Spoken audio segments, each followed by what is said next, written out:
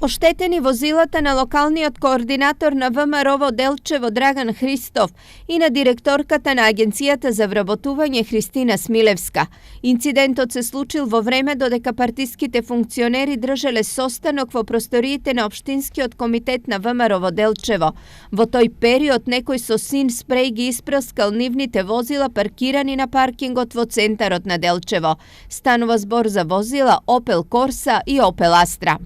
Од СВР Штип го потврдуваат оштетувањето на двете возила, а настанот е пријавен по 19 часот. Според полицијата се работи на откривање на сторителите. Христоф и Смилевска не сакаа јавно да го коментираат овој чин на оштетување на нивните возила.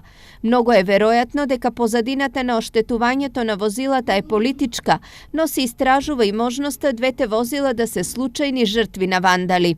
Оштетувањата на возилата доаѓа само неколку денови, откако графити со партиска содржина беа испишани на повеќе локации во Штип. Ова само го потврдува старото правило дека пред и по избори страстите се зовриени, а нервите истенчени, што секако не ветува ништо добро.